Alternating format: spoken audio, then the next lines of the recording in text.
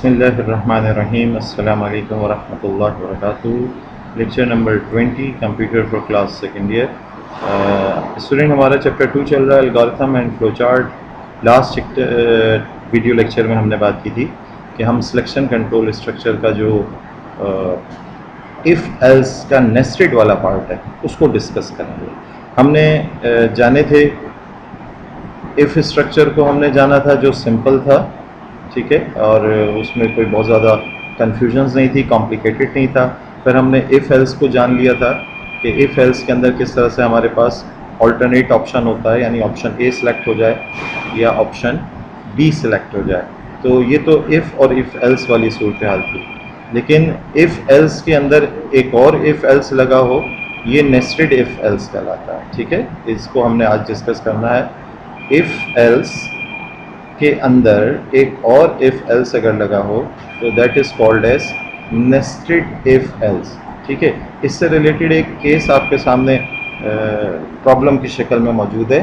The problem is to input an examination mark and test it for award of a grade, यानी कि आप examination कोई हुआ है उसके मार्क्स इंटर कर रहे हो और उस मार्क्स के बिहाफ पे बच्चे को क्या ग्रेड असाइन होना है, ये कंप्यूटर के थ्रू आप काम करवाना चाह रहे हो, ठीक है। तो डिसीजन मेकिंग ही है, सिलेक्शन है, क्योंकि ग्रेड्स बहुत सारे होते हैं। जैसे इधर नज़र आ रहा है डिस्टिंक्शन है, मेरिट है, पास है, फेल है। अगर स्टूडेंट के ग्रेटर इक्वल्स टू 80 मार्क्स हैं तो डिस्टिंक्शन आपने असाइन करना है। अगर वो ग्रेटर इक्वल्स टू 60 है तो मेरिट कहना है, ग्रेटर इक्वल्स टू 40 है तो जस्ट पास है, और लेस देन 40 हो गया तो फेल। तो द मार्क इस होल नंबर होगा बिटवीन 1 एंड 100। आपने मार्क इंटर करने हैं इन होल फिगर, पॉइंट्स में नहीं देने, और 1 से 100 के दरमियान ही इनपुट करना है। Grades are awarded according to this following criteria, ठीक है स्टूडेंट्स।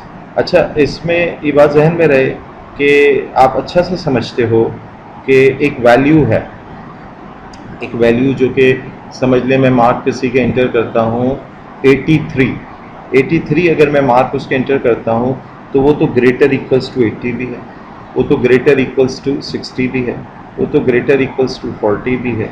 तो ऐसी सूरत में क्या वो डिस्टिंक्शन, मेरिट और पास सब असाइन कर देगा? नहीं, हम तो ऐसा नहीं चाहते ना। देखा जाए तो एक तरीक़ेकार हम ये इख्तियार कर सकते हैं कि हम इस कैटेगरी को इफ़ के अंदर ये बात मेंशन करें कि जो मार्क है अगर वो 80 से ग्रेटर और इक्वल है और लेस देन इक्वल्स टू 100 है, ये दो शराइत हम रखें तो डिस्टिंक्शन का हो। ग्रेटर इक्वल्स टू 60 है and less than equals to 79, क्योंकि 80 हो जाएगा तो distinction, less than equals to 79 हो तो मेरिट का हो।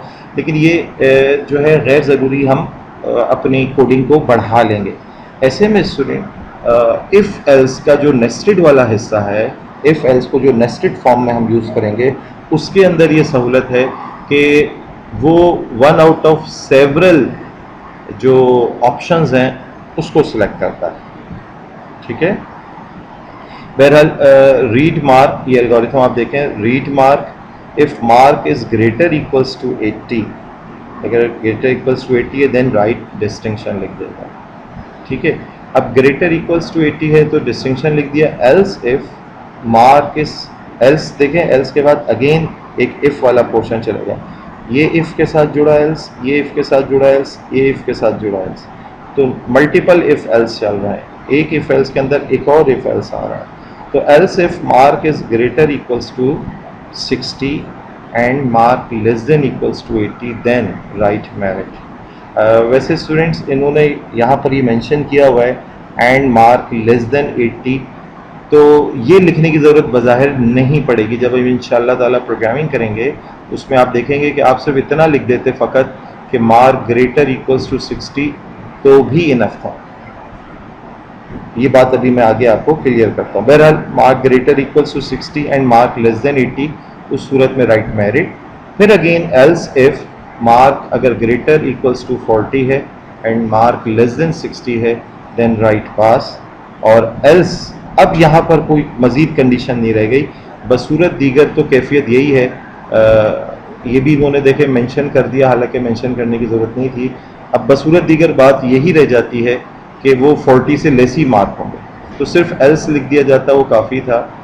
एल्स मार्क लेस देन 40 तो राइट फेल, ये बात भी इधर इजाफी लिखी हुई है। राइट फेल इन्होंने कह दिया और फिर एंड ऑफ इफ स्ट्रक्चर और एग्जिट करना है। तो स्टूडेंट होता ये है इफ नेस्टेड इफ एल्स के अंदर, और जब हम प्रोग्राम बनाएंगे उस वक्त ये असल बात वाज़ेह होगी आपको कि अगर हमने इधर लिख दिया if mark greater equals to 80 then write distinction जैसे मेंशन है, तो else if mark greater equals to 60 का मतलब ये होगा, ये अंडरस्टूड होगा कि अगर ग्रेटर इक्वल्स टू 60 है और अप टिल 79 है, क्योंकि अगर वो 80 या अबव है तो वो तो इधर ही कंडीशन ट्रू होते ही वर्क करेगा, राइट डिस्टिंक्शन लिखेगा और एंड ऑफ इफ स्ट्रक्चर के बाद बाहर आ जाएगा। ठीक है, फौरन जंप करके वो बाहर आ जाएगा, नीचे कंडीशन चेक ही नहीं करेगा, क्योंकि अगर मार्क ग्रेटर इक्वल्स टू 80 हो गए तो लाजमी सी बात है वो ग्रेटर इक्वल्स टू 60 वाली कैटेगरी को हमें नहीं चेक कराना है, ना ही ग्रेटर इक्वल्स टू 40, ना ही लेस देन 40 को चेक कराना है। तो ये वो सिलेक्शन कंट्रोल स्ट्रक्चर है जिसमें one out of several alternative, अगर बिल फर्स्ट लेट सपोज 75 आप मार्क एंटर करते तो वो ग्रेटर इक्वल्स टू 80 नहीं है तो वो इधर आएगा और ग्रेटर इक्वल्स टू 60 यानी 75 वाली कैटेगरी के एतबार से मेरिट लिखेगा, और ये लिखने के बाद वो अगेन जंप करके बाहर आ जाएगा, वो इन कंडीशंस को देखेगा भी। या अगर मार्क्स 50 हैं तो ये कैटेगरी भी नहीं है, फिर वो एल्स इफ में आएगा, ये कैटेगरी भी नहीं है, फिर वो इधर आएगा, इधर वाली कैटेगरी से बिलोंग करता है वो पास लिखेगा और फिर जंप करके जाएगा। अब आप जानते हैं कि अगर कोई मार्क्स जो है वो 38 है, 38 मार्क्स ये कैटेगरी भी नहीं है, ये भी नहीं है, ये भी नहीं है, तो ला महला अब ये लास्ट कैटेगरी है जिसके मुताबिक फेल मेंशन कर देना चाहिए। तो बहरहाल ये बहुत लूज सी एग्जांपल इधर मेंशन है, लेकिन ये इंशाल्लाह ताला जब आप सिलेक्शन कंट्रोल स्ट्रक्चर का पूरा चैप्टर है, चैप्टर नंबर 6, तो उस वक्त आप इन डिटेल इसको जब पढ़ेंगे तो आप इस चीज़ को जान जाएंगे। अच्छा, एक दफ़ा फिर थोड़ा सा देखिए कि जब आप इफ़ वाला काम कर रहे थे, ये देखिए इफ़ कंडीशन मेंशन करते थे और मॉड्यूल ए रन होता था, लेकिन बसूरत दीगर के अंदर जो है, यानी कि अगर ये कंडीशन फॉल्स है, जो ऑल्टरनेट ऑप्शन आपको यूज़ करना होता था उसमें एल्स के साथ कंडीशन नहीं लिखी जाती, एल्स के साथ कंडीशन नहीं लिखी होती, जबकि इधर जो है इन्होंने बाय मिस्टेकन ये मेंशन किया हुआ है, और सिर्फ ये क्योंकि एल्गोरिथम है समझाने के मकसद से उन्होंने ये बात लिखी है। जब कोडिंग हम कर रहे होंगे तो कोडिंग तो डिफरेंट लैंग्वेजेस के डिफरेंट रूल्स को फॉलो करते हुए की जा रही होती है। तो मैं तो इस वक्त आपको कोडिंग के एस्पेक्ट से भी बता रहा हूँ कि इन फ्यूचर सी लैंग्वेज में हम एल्स के बाद इधर कोई जो है वो कंडीशन नहीं लगा रहे होंगे। एल्स का मतलब मुतबादिल या ऑल्टरनेट या बसूरत दीगर वाला है कि सारे ऑप्शंस अगर नहीं मैच कर रहे फिर तो हर हाल में ये वाला काम कर ही दो। ठीक है, यानी कि अगर ना परसेंटेज या मार्क्स कह लें ग्रेटर इक्वल्स टू 80 भी नहीं है, ग्रेटर इक्वल्स टू 60 भी नहीं है, ग्रेटर इक्वल्स टू 40 भी नहीं है, तो अब तो लाजमी सी बात है कि वो लेस देन 40 ही वाली कैफियत है, तो ऐसी सूरत में उसने राइट फेल ही मेंशन करना है। तो इस कंडीशन के इधर लिखे होने की ज़रूरत नहीं थी। तो पहली बात तो ये हुई कि सिंपल इफ़ एल्स के अंदर आपको इफ़ कंडीशन ट्रू हो गई तो मॉड्यूल ए चल रहा है, और बसूरत दीगर कंडीशन दुरुस्त नहीं हुई तो बसूरत दीगर मॉड्यूल बी को चलाना ही चलाना है। मॉड्यूल बी को या तो मॉड्यूल ए चलेगा जब प्रोग्राम रन होगा, या तो मॉड्यूल ए ने काम करना है या मॉड्यूल बी ने काम करना ही करना। ठीक है, जबकि इससे पहले जो हम इफ़ की बात कर रहे थे, इफ़ के अंदर अगर कंडीशन दुरुस्त है तो मॉड्यूल ए ने चलना ही नहीं है, कंडीशन फॉल्स हो गई तो मॉड्यूल ए ने चलना ही नहीं है, और मॉड्यूल बी वाली बात तो है ही नहीं। हमने मुतबादिल या यूं कह लें कि ऑल्टरनेट कोई ऑप्शन दिया ही नहीं है। अगर कंडीशन ट्रू है तो मॉड्यूल ए चलाओ, वरना कुछ ना करो।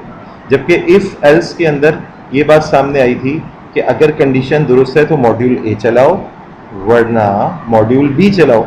और नेस्टेड इफ एल्स के अंदर आपके पास इस तरह की सिचुएशन जब कभी आएगी जहाँ पर बहुत सारे ऑप्शन होंगे, लाइक आप किसी हॉस्पिटल मैनेजमेंट सिस्टम में जाते हैं, वहाँ आपने, या बैंक मैनेजमेंट सिस्टम में जाते हैं, वहाँ आपके पास, या आप किसी कंप्लेन लाइन पे फ़ोन करते हैं तो आपको वो 4 से 5 डिफरेंट ऑप्शन दिए जाते हैं कि भाई अगर ये वाला मसला है तो 1 प्रेस करें, ये वाला मसला है तो 2 प्रेस करें, ये है तो ये प्रेस करें और ये है तो ऐसा करें।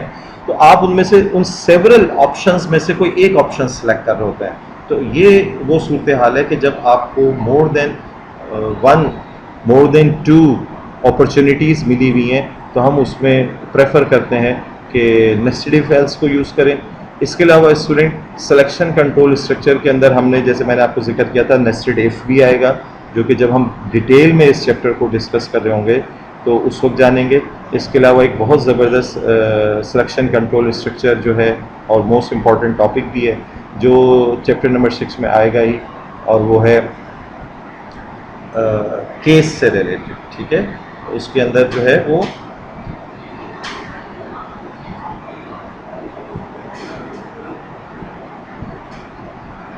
जी, उसके अंदर स्विच स्टेटमेंट यूज़ हो रही होती है। स्विच और केस की मदद से यही नेस्टेड इफ एल्स वाले काम को और ऑर्गेनाइज मैनर के अंदर परफॉर्म किया जा रहा होता है। ठीक है स्टूडेंट, आज की क्लास के लिए इतना ही है। इंशाल्लाह ताला नेक्स्ट क्लास के अंदर हम रिपीटेशन लॉजिक को डिस्कस करेंगे, या यूँ कह लें रिपीटेशन कंट्रोल स्ट्रक्चर को डिस्कस करेंगे। जज़ाकल्लाहु खैर, सी यू नेक्स्ट टाइम इंशाअल्लाह। अस्सलामु अलैकुम व रहमतुल्लाह।